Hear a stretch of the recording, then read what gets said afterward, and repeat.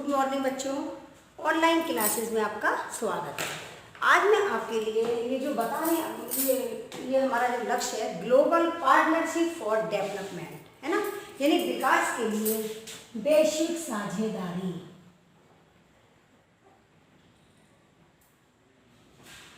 विकास के लिए वैश्विक साझेदारी।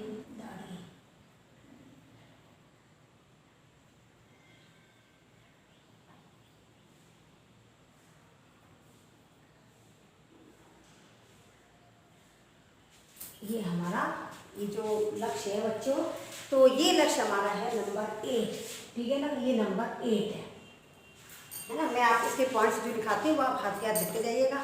तो बच्चों ये जो हमारा 6 वर्षीय विकास लक्ष्य चल रहा था, यानी ये जो मिलेनियम डेवलपमेंट गोल्स, इसके अंतर्गत जो मैंने 8 लक्ष्य जो बताए थे कि संयुक्त राष्ट्र की ये जो 6 वर्षीय विकास लक्ष्य के अंतर्गत जो हमारे 8 लक्ष्य निर्धारित किए गए थे, इसका अध्ययन मैं आपको करा चुकी हूँ। अब आज हमारा ये होगा बच्चों 8वां लक्ष्य हमारा ग्लोबल पार्टनरशिप फॉर डेवलपमेंट, यानी विकास के लिए वैश्विक साझेदारी। ये हमारा आज 8वां लक्ष्य है। इसको आप ध्यान से सुनिएगा और मैं इसके पॉइंट्स दिखा रही हूँ, वो भी आप नोट करते जाइएगा।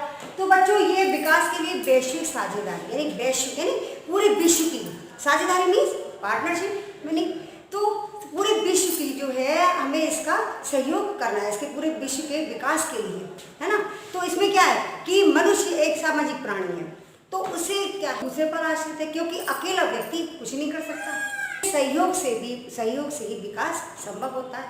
तो इसीलिए अंतर्राष्ट्रीय स्तर पर जो हमारी ये वर्तमान समय में अंतर्राष्ट्रीय स्तर पर ये जो कल्पना की गई थी कि इसके विकास की साझेदारी कैसे हो, तो इसमें अंतर्राष्ट्रीय स्तर पर ये जो कल्पना की गई थी कि इसके विकास की साझेदारी कैसे हो, तो इसमें अंतर्राष्ट्रीय सहयोग के आधार पर ही बच्चों हमारा ये वैश्विक विकास जो है संभव है। इसी के आधार पर हमारा वैश्विक विकास संभव है। तो इसीलिए तो जो मैं बता रही हूँ आपको कि इसी प्रकार जिस प्रकार से मनुष्य भी एक दूसरे पर निर्भर है, एक के बिना मतलब किसी दूसरे के सहयोग के बिना कुछ भी नहीं कर सकता। अब हम आपको एक एग्जांपल देके बताएं। अब जैसे मनुष्य है भाई, अब उसे किसान, अब किसान के सहयोग से क्या भाई अनाज कहाँ से आता है? किसान के सहयोग से, जो हम लोग मार्केट से खरीदते हैं। तो यानी एक व्यक्ति जो है वो दूसरे पर ही डिपेंड है। इसी प्रकार हमारा जो देश है वो प्रत्येक जो दूसरे देशों पर भी आश्रित है, उस पर ही निर्भर है। यानी एक देश जो है दूसरे देशों पर निर्भर है। तो एक दूसरे की सहायता से ही हमारा वैश्विक विकास संभव हो सकता है, और अगर कोई सहयोग ना करे तो हमारा विकास असंभव है, विकास हो ही नहीं सकता। तो इसीलिए बच्चों ये जो है विकास के लिए वैश्विक साझेदारी, इसका मतलब यही है कि एक दूसरे देशों की मतलब एक देश जो है दूसरे देशों की मदद से ही यानी उनके सहयोग से ही साझेदारी हो सकती है। अब जैसे मैं आपसे कहूँ कि अब देखो प्राचीन समय में क्या था बच्चों, कि प्राचीन समय में क्या ये जो यातायात के साधन थे हमारे, जैसे बैलगाड़ी है वगैरह इस तरह के थे, ऊँट गाड़ी है, और लोग साइकिल से जाते थे। तो ये अब आजकल क्या है, आजकल के टाइम में भाई अब ये ट्रेन वगैरह चल रही है, ट्रेन है, बस है, ऑटो है, इन सब की जो सुविधा हो गई है, मोटरसाइकिल वगैरह है, इन सब की जो सुविधा हो गई है। तो इनसे ये जो हमारे यातायात के साधन है, तो अब ये किस चीज़ से चलते हैं भाई? ईंधन से, यानी पेट्रोल से। तो पेट्रोल अब बचाओ, अब पेट्रोल हमारे यहाँ तो बनता नहीं है, तो पेट्रोल भी क्या हमें दूसरे देशों से मंगाना पड़ता है, अरब देशों से मंगाना पड़ता है। और अगर नहीं होता तो कितनी परेशानी होती भाई। आजकल कितनी सुविधाएं हो गई हैं, हर चीज़ की कितनी सुविधाएं हो गई हैं। तो अब ये पेट्रोल जो है ये अरब से आता है ना। तो इसीलिए जो है सभी जो एक देश जो है वो दूसरे देशों पर निर्भर है, तभी हमारा जो है वैश्विक साझेदारी का विकास संभव हो सकता है, अन्यथा नहीं। तो बच्चों ये जो हमारा पॉइंट है, अब मैं आपको इसके बारे में डिटेल में बताती हूँ कि ये वैश्विक साझेदारी है वर्तमान समय में अंतर्राष्ट्रीय सहयोग के आधार पर ही वैश्विक विकास संभव है। इसलिए वैश्विक विकास के लिए अंतर्राष्ट्रीय सहयोग की आवश्यकता है, और ये सहयोग 2 देशों के मध्य हो सकता है, या तो ये 2 देशों के मध्य या फिर संयुक्त राष्ट्र संघ की कार्यकारी संस्थाओं के माध्यम से हो सकता है। तो इस सहयोग को विकसित करने के लिए संयुक्त राष्ट्र संघ ने निम्नलिखित क्षेत्रों का विकास किया, निम्नलिखित क्षेत्रों का निर्माण किया कि भाई इनका विकास कैसे कराया जाए। तो इनका जो अन्य देशों का चुनाव किया, अन्य क्षेत्रों का चुनाव किया, इसके आधार पर अंतर्राष्ट्रीय सहयोग में जो है वो लगातार वृद्धि होती रही है ना। अब मैं आपको इसके पॉइंट के बारे में बताऊंगी। तो ये हमारा पहला जो है विकास के लिए वैश्विक साझेदारी है ना, इसके पॉइंट बता रही हूँ।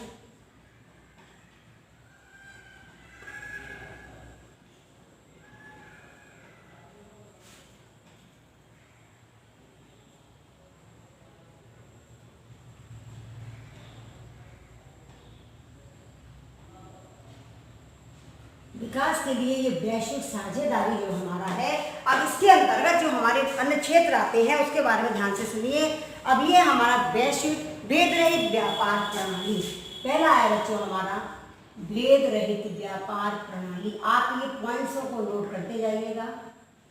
भेद रहित व्यापार प्रणाली,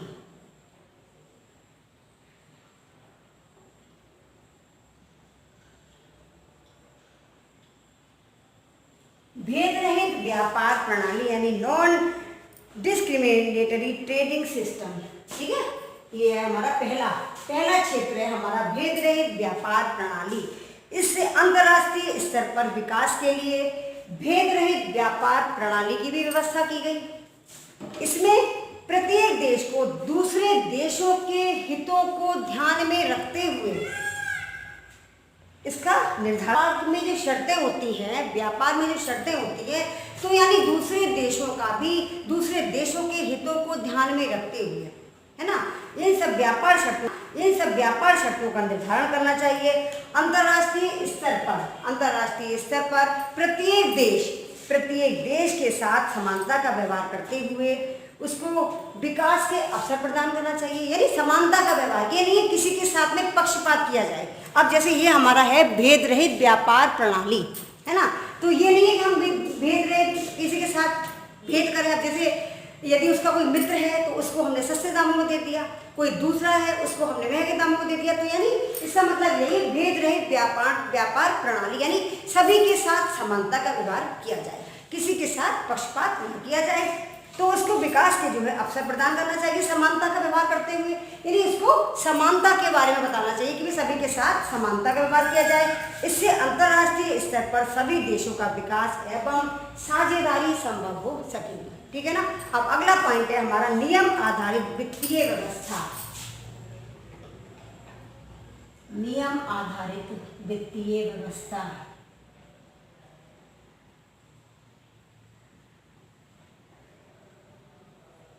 वित्तीय व्यवस्था, आप ये पॉइंट्स नोट कर देना बच्चों। नंबर 2 नियम आधारित वित्तीय व्यवस्था, रूल बेस्ड फाइनेंशियल सिस्टम है ना, रूल बेस्ड फाइनेंशियल सिस्टम। राष्ट्रीय एवं अंतर्राष्ट्रीय स्तर पर नियम आधारित वित्तीय व्यवस्था का प्रावधान होना चाहिए। अंतर्राष्ट्रीय मुद्रा कोष एवं विश्व बैंक द्वारा सभी देशों को उनकी आवश्यकता के अनुरूप वित्तीय सहायता प्रदान की जाए, है ना, वित्तीय सहायता प्रदान की जाए, जिससे इसके साथ साथ विकसित देशों को अविकसित एवं विकासशील देशों की वित्तीय व्यवस्था को सुदृढ़ करने के लिए सहयोग करना चाहिए और ये व्यवस्था पूर्णतः पारदर्शी एवं स्पष्ट होनी चाहिए। यानी जो हमारे देश हैं, विकसित देश, अविकसित देश और विकासशील देश, यानी इन सभी के साथ जो है वित्तीय व्यवस्था को सुदृढ़ करने के लिए सहयोग करना चाहिए। यानी विकसित देश हमारे जो विकसित हो चुके हैं, अविकसित जो अभी विकसित नहीं हुए हैं, और विकासशील यानी जिनका विकास चल रहा है, ऐसे देशों के लिए जो है इनकी व्यवस्था पूर्णतः पारदर्शी एवं स्पष्ट होनी चाहिए, ठीक है। अब हमारा तीसरा पॉइंट आता है श्रेष्ठ शासन की वचनबद्धता। श्रेष्ठ शासन की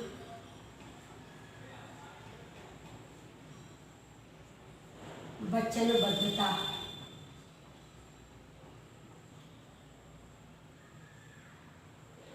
नंबर 3 श्रेष्ठ शासन की वचनबद्धता यानी कमिटमेंट ऑफ गुड गवर्नेंस, है ना।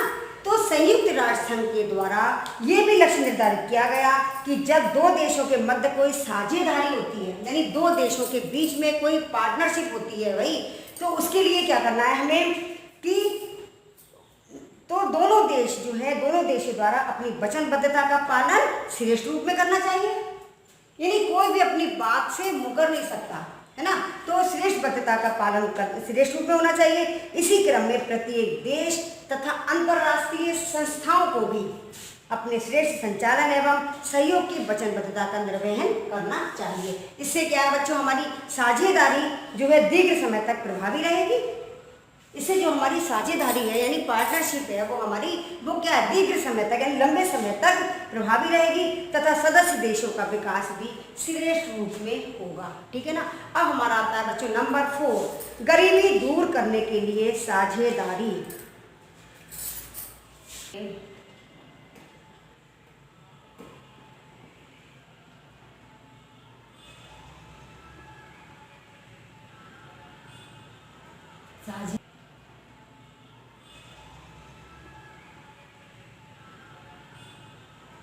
साझेदारी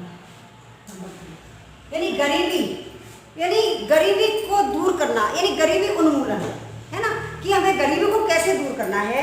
इसीलिए पार्टनरशिप फॉर पॉवर्टी रिडक्शन। तो बच्चों इसमें क्या है, ये भी एक वैश्विक समस्या है, पूरे विश्व की समस्या है कि भाई गरीबी भी बहुत ज़्यादा है ना। इसके लिए भी सहयोग की आवश्यकता है। इसका उन्मूलन राष्ट्रों के आपसी सहयोग एवं अंतर्राष्ट्रीय सहयोग से ही संभव हो सकता है। इसीलिए संयुक्त राष्ट्र संघ ने सदस्य देशों से आग्रह किया कि वे एक दूसरे के विकास में सहयोग करें भाई, जिससे गरीबी का उन्मूलन हो, यानी गरीबी को हटाया जा सके, जिससे एक और गरीबी का उन्मूलन होगा और दूसरी ओर सभी देशों के विकास का मार्ग जो है वो प्रशस्त रहेगा। ठीक है ना। अब है अल्प विकसित देशों की नंबर 4। अब है हमारा अल्प विकसित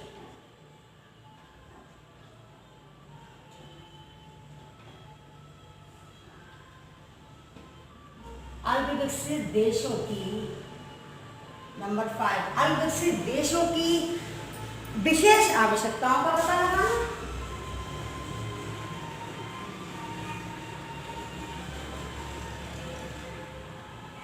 विशेष आवश्यकताओं का पता लगाना कि भाई जो हमारे अल्प विकसित देश हैं उनकी विशेष आवश्यकताएं क्या है।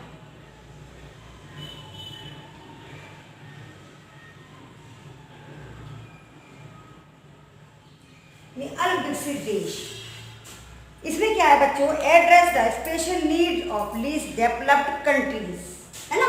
संयुक्त राष्ट्र संघ के द्वारा ये भी स्वीकार किया हमको सर्वप्रथम अल्प विकसित देशों के बारे में पता लगाना है, अल्प विकसित देशों की विशेष आवश्यकताओं के, और हमें उसमें प्रयास करना चाहिए कि जिससे उनका विकास जो है वो तीव्र गति से हो सके।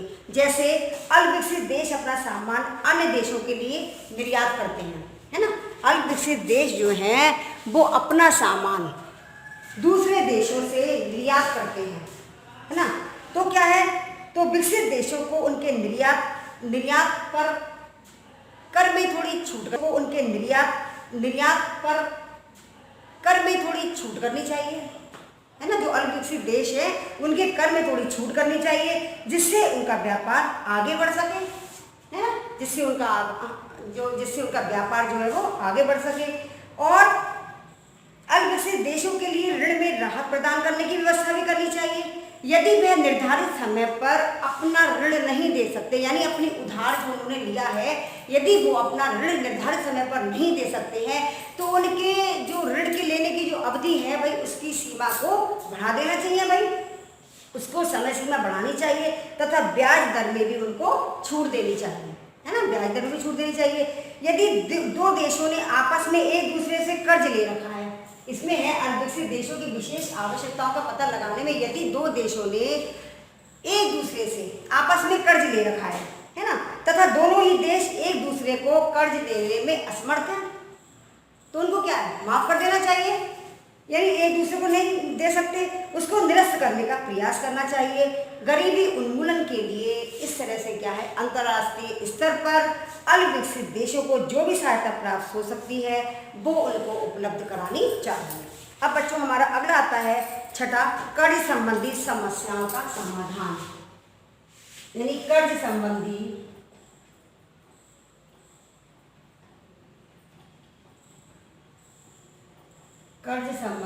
समस्याओं का समाधान।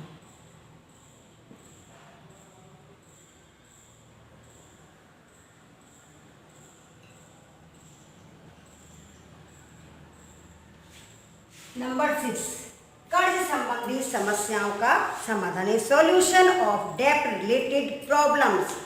तो संयुक्त राष्ट्र संघ के द्वारा ये भी लक्ष्य निर्धारित किया गया कि विकसित देशों को ऋण संबंधी समस्याओं पर व्यापक रूप से ध्यान देने की आवश्यकता है। यानी जिन लोगों ने कर्ज ले लिया है उनकी समस्याओं का क्या है, हमें सॉल्यूशन करना है।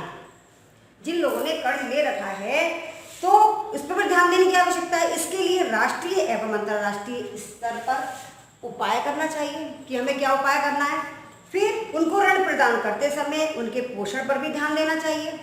यदि विकासशील देश निर्धारित समय पर ऋण नहीं लौटा पा रहे हैं तो उनकी इस अवधि को बढ़ा देना चाहिए। यानी जिन्होंने कर्ज ले रखा है, कर्ज संबंधी समस्याओं के समाधान के अंतर्गत क्या है भाई, जिन्होंने ऋण ले रखा है और वो अपना ऋण जो है वो लौटा नहीं पा रहे हैं, है ना, वो अपना ऋण यदि लौटा नहीं पा रहे हैं तो उनको क्या है भाई, तो उनको ऋण प्रदान करते समय उनके पोषण पर भी ध्यान देना चाहिए। यदि विकासशील देश जो ऋण नहीं लौटा पा रहे हैं तो उनकी इस अवधि को बढ़ा देना चाहिए। तो संयुक्त राष्ट्र संघ के द्वारा ये सुझाव दिया गया कि जिन देशों का कर्ज दिया जा रहा है, जिन देशों को उनकी पोषण या विकास के लिए उस ऋण का कुछ भाग व्यय होना चाहिए। तो इसके अंतर्गत भी कर्ज संबंधी समस्याओं के समाधान के अंतर्गत भी अल्पविकसित देश एवं संयुक्त राष्ट्र संघ ने इनके प्रति भी भाई इनको सहायता देकर इनके विकास में सहयोग किया है। कर्ज संबंधी विकास समस्याओं के समाधान के अंतर्गत इसमें है बच्चों जो अन्य लक्ष्यों को, इसमें भी जो अन्य लक्ष्य लिए गए हैं उसके बारे में आपको इधर बताती हूँ। जैसे है हमारा आधिकारिक विकास सहायता, इसके अंतर्गत है हमारा ये पहला है आधिकारिक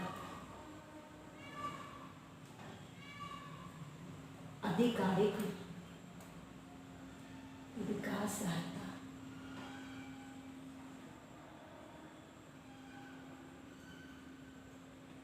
ये हमारा कर्ज संबंधी समस्याओं के समाधान के अंतर्गत है कि आधिकारिक विकास सहायता। संयुक्त राष्ट्र संघ ने अल्पविकसित देश आधिकारिक विकास सहायता है बच्चों, इसके बारे में आपको लिखवा दे रही हूँ। बाजार संबंधी सहायता, नंबर 2 बाजार संबंधी सहायता।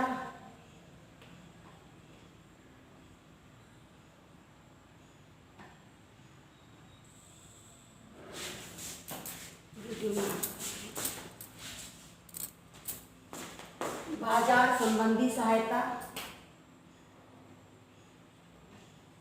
ये आप पॉइंट्स लिखते जाइएगा। और ऋण पोषणीयता,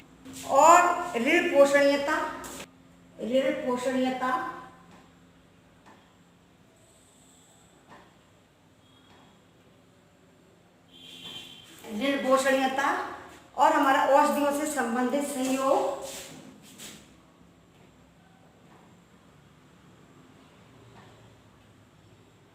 औषधियों से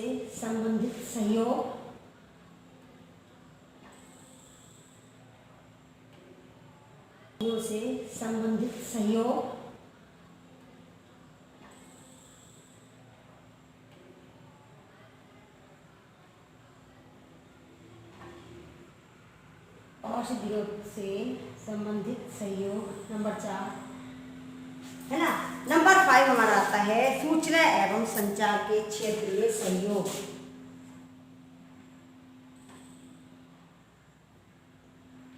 सूचना एवं संचार के क्षेत्र में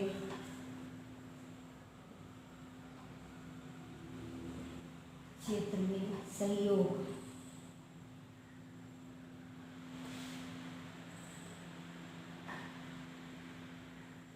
ये हमारे कर्ज संबंधी समस्याओं के समाधान के अंतर्गत आते हैं। यानी आधिकारिक विकास सहायता, संयुक्त राष्ट्र संघ ने अल्पविकसित देश है ना, द्वीपीय देश एवं स्थिर सीमा से घिरे देशों को आधिकारिक विकास सहायता प्रदान करके उनके विकास को आगे बढ़ाया है, उनके विकास को जो है वो सहयोग प्रदान किया। इसमें संयुक्त राष्ट्र संघ ने सामाजिक सेवाओं के लिए अनुदान प्रदान किया, यानी अधिक से अधिक विकास की सहायता दी गई उनके लिए, जैसे बच्चों प्राथमिक चिकित्सा है, शिक्षा, स्वच्छता और पेयजल सुरक्षा आदि, है ना, फिर पेयजल सुविधा आदि। इसके साथ साथ संयुक्त राष्ट्र संघ द्वारा इन देशों के विकास के लिए वित्तीय और तकनीकी एवं विविध प्रकार की सहायता भी उपलब्ध कराई गई, जिससे कि अल्पविकसित देशों के विकास स्तर में सुधार संभव हुआ है। अब दूसरा आता है बाजार संबंधी समस्या। बच्चों इसके अंतर्गत क्या है, अल्पविकसित देशों को व्यापार प्रक्रिया में भी अनेक प्रकार की सहायता प्रदान की गई, है ना, जैसे विकसित देशों के विकास के लिए अल्पविकसित देश किसी वस्तु या तकनीकी का आयात करते हैं, है ना, तो उनको क्या है, विकसित देशों के लिए विकसित देश जो है उनके कर में छूट देते हैं उनके लिए, देश अपने उद्योग एवं उत्पादन को बढ़ा सके, ठीक है ना। किया गया कि विकसित देशों और देशों को ऋण संबंधी सुविधाएं जो है प्रदान की जाती हैं। जो देश बहुत ज़्यादा कर्ज में डूबे हुए हैं, है ना, जो देश कर्ज में बहुत ज़्यादा डूबे हुए हैं अर्थात गरीब हैं, उनकी स्थिति जो है ऋण को चुकाने की नहीं है, तो संयुक्त राष्ट्र संघ की जो मौद्रिक संस्थाएं हैं वो उनके कर्ज को, जो देश बहुत ज़्यादा कर्ज में डूबे हुए हैं, है ना, जो देश कर्ज में बहुत ज़्यादा डूबे हुए हैं अर्थात गरीब हैं, उनकी स्थिति जो है ऋण को चुकाने की नहीं है, तो संयुक्त राष्ट्र संघ की जो मौद्रिक संस्थाएं हैं वो उनके कर्ज को माफ कर देती हैं। ऋण पोषणीयता में हमारा आता है वो उनके कर्ज को माफ कर देती हैं, और इसके साथ साथ ऋण के सदुपयोग संबंधी परामर्श भी संयुक्त राष्ट्र संघ द्वारा प्रदान किया जाता है, जिससे विकासशील देशों को एक ओर सहायता प्रदान होती है, भाई उनको एक ओर तो सहायता प्राप्त होती है और दूसरी ओर जो है उनका विकास होता है। तीसरा आता है हमारा औषधियों से संबंधित सहयोग। तो संयुक्त राष्ट्र संघ द्वारा जो ये लक्ष्य निर्धारित किया गया कि आवश्यक औषधियाँ प्रत्येक विकासशील देश के नागरिकों को सामान्य दर पर दी जाएं, है ना, उनसे कोई ज़्यादा पैसे ना लिए जाएं भाई, जिससे कि उन देशों के सभी नागरिक विभिन्न प्रकार की बीमारियों से और शारीरिक कष्टों से मुक्ति पा सके, यानी दवाई जो है उनको ज़्यादा महंगी ना दी जाए भाई, उनको सही रेट में दी जाए। इसके लिए विकसित देशों की कंपनियों द्वारा अपने यहाँ से दवा उपलब्ध कराई जाएगी, जिन पर विकसित देश जो है कोई भी कर नहीं लगाएगा, ठीक है ना। अब अगला हमारा आता है सूचना एवं संचार के क्षेत्र में सहयोग। अब इसमें क्या है बच्चों, संचार माध्यमों के विकास में अंतर्राष्ट्रीय सहयोग की भी आवश्यकता हुई, है ना। सूचना एवं संचार माध्यमों के विकास में अंतर्राष्ट्रीय सहयोग की भी आवश्यकता हुई, है ना। सूचना एवं संचार के क्षेत्र में इन लोगों का सहयोग कैसे किया जाए। अब जैसे इसमें सभी देश एक दूसरे को नवीन तकनीकी आदान प्रदान करें, जिससे सूचना एवं संचार के क्षेत्र में जो है उन्नति हो सके। अब बच्चों हमें इन सब चीज़ों से क्या स्पष्ट होता है कि संयुक्त राष्ट्र संघ ने 6 वर्षीय विकास लक्ष्यों का निर्धारण किया, है ना। विकास लक्ष्यों का निर्धारण करके एक लक्ष्यों का निर्धारण जो है वो व्यापक रूप से किया है। उसने इन सभी बिंदुओं के लिए लक्ष्य निर्धारित किए हैं, जो मैंने अभी आपको जो 8 लक्ष्य बताए हैं, इन सभी ये जो वैश्विक साझेदारी वगैरह ये सभी जो है लक्ष्य निर्धारित किए, जो कि ज्वलन समस्या के रूप में है। यदि इन लक्ष्यों को प्राप्त कर लिया गया, जो मैंने अभी आपको 8 लक्ष्य जो मैं आपको पढ़ा रही थी डिटेल में, तो जिन्होंने यदि इन लक्ष्यों को प्राप्त कर लिया जाता है तो वास्तव में संपूर्ण विश्व का आदर्श रूप होगा, जिसमें युद्ध, हिंसा, गरीबी, भुखमरी एवं अमानवीय कार्यों का किसी प्रकार का स्थान नहीं होगा। तो बच्चों ये जो हमारा मिलेनियम डेवलपमेंट गोल्स था, हमारा 6 वर्षीय विकास लक्ष्य, इसके अंतर्गत जो मैंने 8 लक्ष्य आपको डिटेल में कराए हैं वो आप सब लोगों ने लिख लिए होंगे और आपने इसका अध्ययन किया होगा, है ना। तो इसमें जो 8 लक्ष्य थे मैं एक बार और बता दे रही हूँ। पहला था हमारा ये जो डेवलपमेंट गोल्स था हमारा, तो बच्चों इसमें पहला लक्ष्य था हमारा गरीबी एवं भूख का उन्मूलन। दूसरा था हमारा सार्वभौमिक प्राथमिक शिक्षा की प्राप्ति। तीसरा था हमारा लैंगिक समानता का उन्नयन एवं नारी सशक्तिकरण। नंबर 4 था हमारा बालकों की मृत्यु दर कम करना। नंबर 5 मातृत्व स्वास्थ्य में सुधार।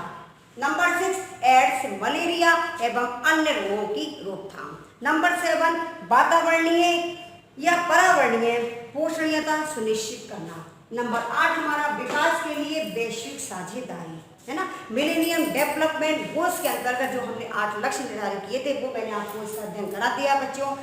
आज इतना ही काफ़ी है, कल हम आपको नया टॉपिक लेके आएंगे। थैंक यू बच्चों।